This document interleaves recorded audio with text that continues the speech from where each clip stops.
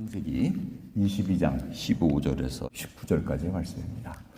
여호와의 사자가 하늘에서부터 두 번째 아브라함을 불러 가라사대 여호와께서 이르시기를 내가 나를 가리켜 맹세하노니 내가 이같이 행하여 내 아들 내 독자를 아끼지 아니하였은즉 내가 내게 큰 복을 주고 내 씨로 크게 성하여 하늘의 별과 같고 바닷가의 모래와 같게 하리니 내 씨가 그 대적의 문을 얻으리라. 또 내 씨로 말미암아 천하 만민이 복을 얻으리니 이는 내가 나의 말을 준행하였음이니라 하셨다 하니라. 이에 아브라함이 그 사환에게로 돌아와서 함께 떠나 부엘세바에 이르러 거기 거하였더라. 아멘. 오늘 본문 말씀을 보면은 아브라함이 이런 명령을 받고 아브라함이 어떻게 생각했다, 어떻게 했다는 얘기는 하나도 없습니다. 그게 바로 우리가 좀 생각을 해봐야 돼요. 우리는 나름대로 생각을 합니다. 아브라함이 얼마나 고민했을까. 근데 적혀 있는 말은 뭡니까? 바로 그 아침에 일어나가지고 떠난 얘기밖에 안 나옵니다.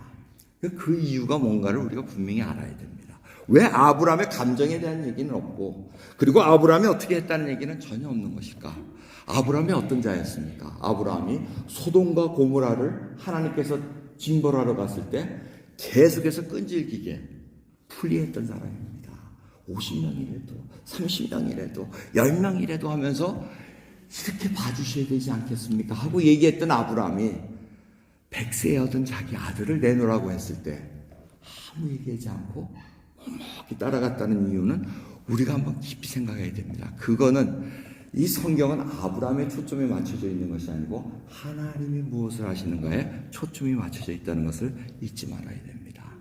여러분, 성경은 하나님께서 뭘 하시고 하나님이 어떤 분을 하시는 것을 보여주기 위함이지 인간이 어떻게 했고 인간이 뭘 해가지고 복을 받았더라 뭘 했다더라 라는 것으로 귀착되는 것이 아니라는 것입니다.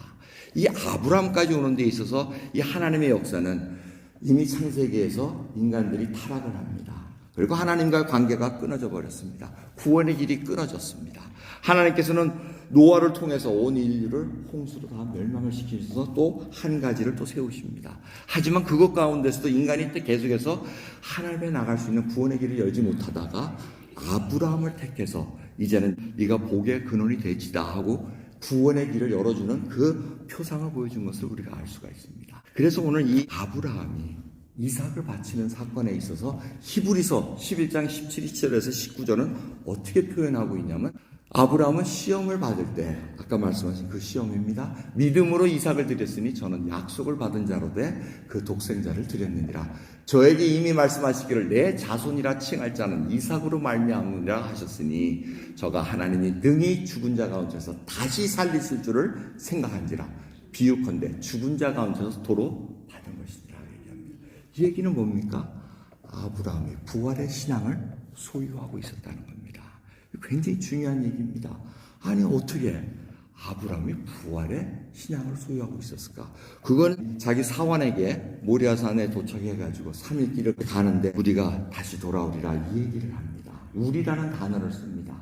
분명히 이삭을 죽이면 자기 혼자밖에 안 남을 터인데 우리라는 단어를 쓰면서 우리가 돌아오리라 하고 얘기를 합니다. 이 얘기는 이미 아브라함에게는 하나님에게 지금 무엇을 원하시고 어떻게 하나님이 하나님이신 것을 알고 살아왔다는 것입니다. 그럼 오늘 말씀을 보면은 마치 하나님께서 아브라함이 순종했기 때문에 내가 너에게 복을 준다는 것 같이 착각할 수가 있습니다. 오늘 본 말씀은 그렇지 않습니까? 내가 내 아들 독자를 아끼지 아니하였은즉 내가 내게 큰 복을 주고 내 씨로 크게 성하여 하늘의 별과 같고 바다의 모래와 같게 하리니 내 씨가 그 대적의 문을 얻으리라고 얘기합니다. 근데 사실은 아브라함이 순종하기 전에 이미 창세기 12장에 그 약속을 하고 계셨습니다. 그러니까 이 약속은 아브라함이 이삭을 바쳤다 그래서 주신 복이 아니라 이미 그 확정된 복을 확인시켜 주는 것입니다. 이 얘기를 왜 하냐면은 여러분 생각을 해보십시오. 아브라함이 이 이삭을 바칠 수 있는 그 신앙을 가질 수 있었다는 것, 그리고 부활의 신앙을 가졌다는 것, 그리고 죽은 자 가운데서 도로받았다는 의미가 무엇인가 여러분들이 생각해 봐야 됩니다. 하나님께서 이 아브라함이 이 부활의 신앙까지 이르는 데 있어서 걸어온 여정을 한번 살펴보시기 바랍니다. 75세 때 불러냅니다. 이방의 신이 드글드글한 그곳에서 내가 지시할 땅으로 가라 할 때 뽑혀 나옵니다. 그리고는 움직이는데 아브라함은 굉장히 비겁한 자였습니다. 혹이라도 자기가 죽을까봐 아내를 누이라고 거짓말 칩니다. 하지만 그 과정에서도 하나님의 그 강대한 애굽의 왕을 무릎 꿇일 수 있는 그러한 한이라는 것을 경험합니다. 그러한 발걸음 속에서 점점 하나님이 누구신 것을 알게 됩니다. 그리고 이삭을 언제 얻습니까? 100세 때였습니다. 이 100세 그리고 사라가 90세 때는 이미 인간의 힘으로는 아이를 잉태할 수 있는 그러한 여력이 없는 것입니다. 알고 있습니다. 이 이삭은 하나님께서 주신 것이라는 겁니다. 하나님께서 죽은 자 가운데서 살리신 것처럼 나에게 허락하셨다는 겁니다.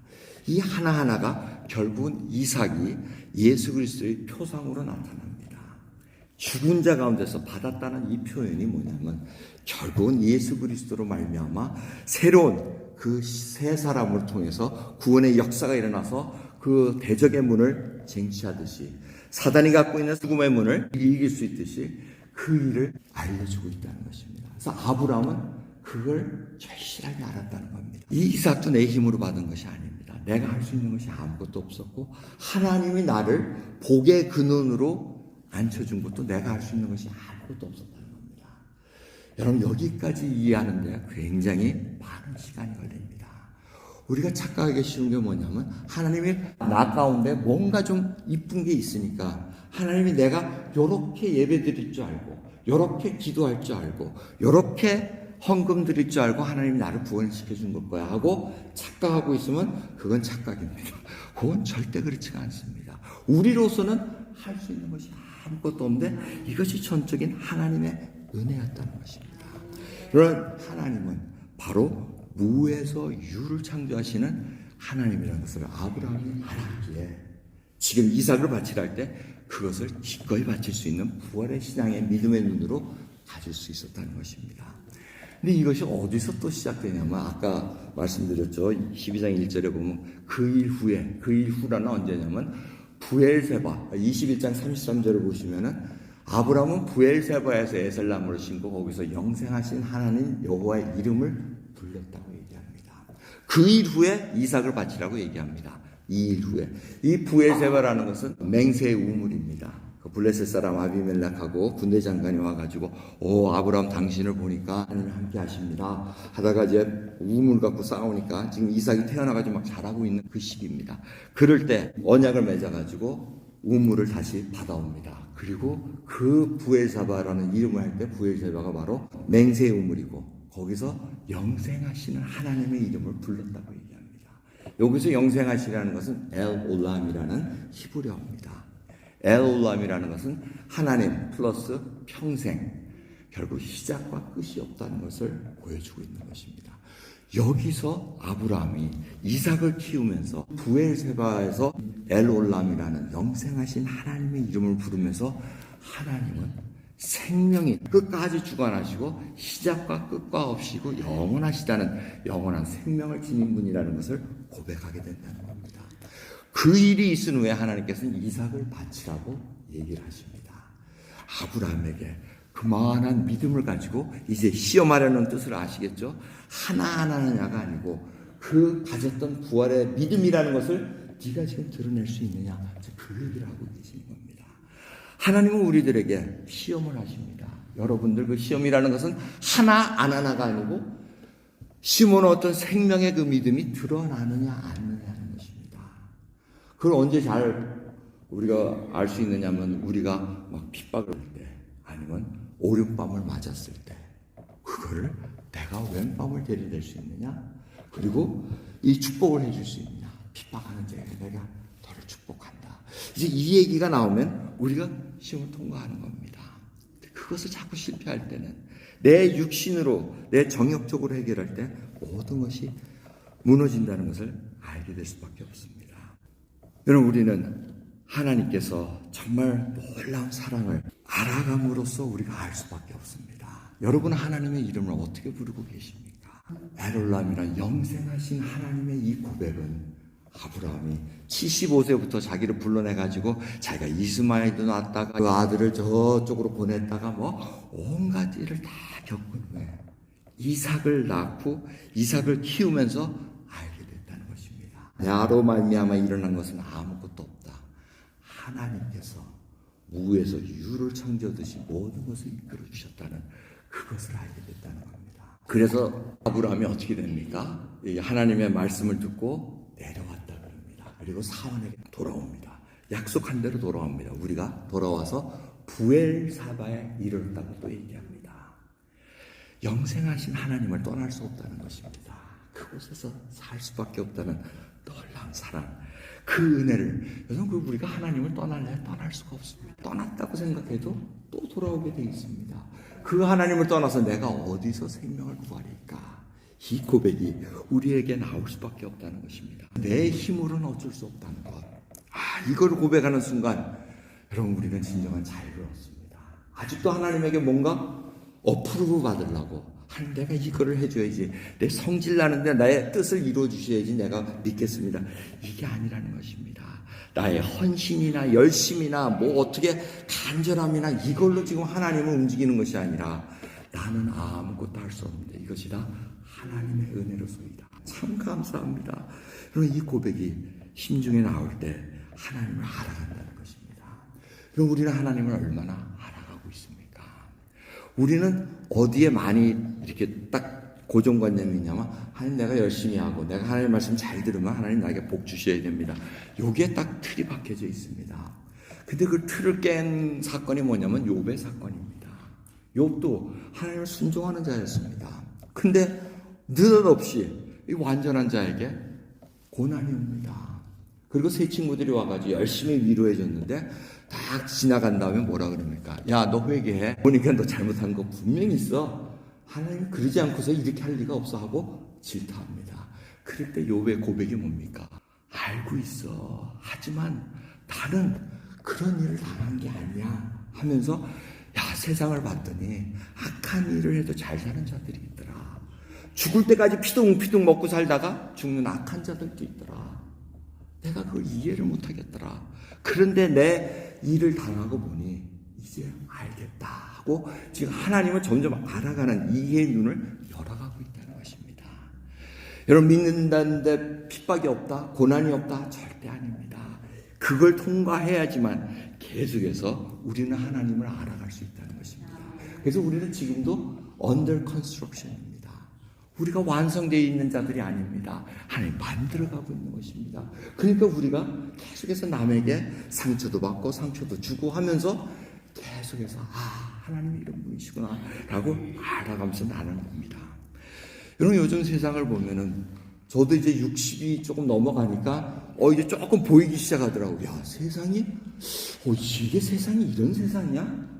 그래서 저는 요즘 아마겟돈이라는 요한계시록 16장에 나와 있는 아마겟돈 얘기가 나옵니다. 근데 그 요한계시록의 아마겟돈을 보면은 뭐 내가 살아있을 때 그런 일이 있겠어. 그렇게 생각하고 있었어요.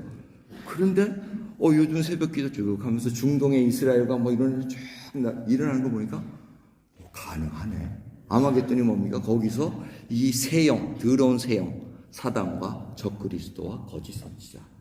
근데 아직 적그리스도는 나타난 것 같지는 않아요. 제가 볼 때는 적그리스도는 뭔가 완전히 막 회상이 불균형했을 때, 이적적으로 일어났을 때, 와, 저 사람이 구세주도 하고 세상적으로 나타날 때 이제 그게 막 일어납니다. 거짓 선지자는 거짓 종교와 거짓 이런 것들을 증거할 때 이제 드러나고, 이 세형이 막 움직여가지고 지금 그 아마겟돈이라는 그 중동 지역에다가 온 군대들을 모아가지고 마지막 전쟁이 일어날 때, 그때 심판이 일어나는 것을 요한계시록은 말씀하고 있습니다. 근데 저는 그 중동 지역에 그게 일어날까 했는데, 지금 이 러시아 쪽에서 일어나는 것, 뭐 중동 쪽에서 일어나는 것, 여러 가지를 하면 지금 중동에서도 가능하다는 것을 보게 됩니다. 서로 지금은 안 하려고, 서로 확전 안 하려고 애를 쓰고 있습니다. 그게 눈에 보이지 않습니까? 그런데 언젠가는 그 일이 일어날 수밖에 없다는 것. 하나님의 시간 속에 그것이 일어난다는 건데, 저는 그것이 전혀 나하고는 먼 얘기인 줄 알았더니 가까이 있는 얘기네 라는 것을 보게 됩니다. 여러분들은 그렇지 않은 거예요. 굉장히 얼굴이 편안하시고 하는데 저는 굉장히 불안합니다. 이거 참, 우리 자식들도 이제 미국 드래프트 당해가지고 저로 가야 될 것이고 여러 가지 보면 이거 힘들구나. 하지만 우리는 믿음 있는 자가, 그래서 주님 있는 곳이 안전할 수밖에 없다는 것을 고백할 수밖에 없습니다. 여러분, 이해가 안 되는 것 같지만 하나님이 그 일을 쭉 가게 됩니다. 그래서 믿는 자들이 결국은 이제 하나님이 하시는 일에 내가 할 수 있는 것이 없구나 라는 것을 다 내려놓을 수밖에 없습니다. 내가 애쓰고 힘썼던 것이 다 소용이 없는 것이었구나. 엊그저께 이 말씀을 준비하면서 문득 떠오르는 가요가 하나 있더라고요. 다 그런 거지 뭐 그런 거야. 다 그런 거지 뭐 그런 거야. 그러길래 미안해. 그래서 이 가사가 왜 튀어나왔지 하고 찾아봤어요. 그랬더니 윤한기 목사님 노래였더라고요. 윤한기 목사님이 그러면서 그 뒷가사는 제가 뭔지 몰랐어요. 그 뒷가사 내용이 뭔지 아세요? 모르세요? 연애할 때는 그렇게 사근사근하고 잘 또 들어주고 하더니 이제는 성깔 나고 막 그냥 무슨 살쾡이 같이 드는 다 그런가. 그래서 그런 거야 다. 그러면서 미안해 하는 겁니다. 그래서 미안해. 여러분, 이게 바로 믿음의 경지에 있는 자가 다 그런 거야. 다 그래서 미안해. 근데 우리는 미안해 할 수는 없어요. 다 그런가. 그것까지는 해놓는데 미안해. 네가 미안해야 돼. 네가 너야. 이렇게 나옵니다. 그 아브라함은 그것까지 놓습니다. 그것까지 내려놓으면서 다 그런 거예요. 저렇게 가셔도 다 그런 왜가 이렇게 할 필요가 없는 다 그런 미안해 하고 이렇게 얘기할 수밖에 없다는 거예요. 그런 상황 속에 지금 하나님 우리를 끌고 가신다는 겁니다. 이게 놀라운 사실을 하나님께서 지금 뭐라 그러십니까? 이제 복을 주시겠다고 얘기합니다. 네가 복을 주고 내 씨로 크게 성하여 하늘의 별과 같고 바닷가의 모래와 같게 하리니 내 씨가 그 대적의 문을 얻으리라. 물론 아브라함의 자손들이 가나안 땅에 가지고 그 대적의 문을 열었다고 얘기할 수는 있지만 더 익스텐션하면은 예수 그리스도로 말미암아 사단이 갖고 있는 그 죽음의 문을 성취하심으로 말미암아 모든 것을 이제는 그 바닷가의 모래 같은 백성들. 그래서 아브라함을 믿음의 조상이라고 얘기를 합니다. 거기에 포함이 되어 있습니다. 예수 그리스도로 말미암아 얻은 생명, 내가 한 것이 아무것도 없다는 것, 그리고 지금도 할 수 있는 것이 아무것도 없다. 하나님께서 말씀하시면 내가 순종할 수밖에 없다는 것, 그 수준까지 올라가시면 우리가 어떻게 고백할 수 있습니까? 다 그런 거야. 미안해. 이 말씀으로 우리는 하나님의 가난한 자로 쓸 수밖에 없다는 것을 생각하시면 귀한 성찬 같이 나누도록 하겠습니다. 기도하겠습니다. 하나님 감사합니다. 오늘도 귀한 말씀 속에서 아브라함이 순종했기 때문에 복을 얻었다는 그 관념이 아니라, 그 생각이 아니라 하나님이 누구시란 것을 알았기에, 부활의 신앙과 소망을 가졌기에 자기의 가장 귀한 것도 내려놓을 수 있고, 그 귀한 것이 바로 하나님이 없는 가운데 만들어내셨기에 우리가 능히 드릴 수 있나이다. 아버지, 우리가 없는 가운데 하나님께서 너무나 많은 것을 주셨나이다. 아버지, 미국 땅에 올 때도 이민백 2개 들고 왔습니다. 백 하나 들고 와가지고 지금은 처분하기가 힘들 정도로 가득 차 있습니다. 부에서 유를 주신 그 하나님의 사랑과 은혜를 어찌 저희들이 잊을 수 있겠나이까. 오늘도 귀한 사랑 가운데 저희를 붙들어 주시사 예수 그리스도만을 믿고 나가는 그 귀한 고백으로 오늘 이 예배를 마치게 하옵소서. 감사드리며 예수 그리스도의 이름으로 기도드렸나이다.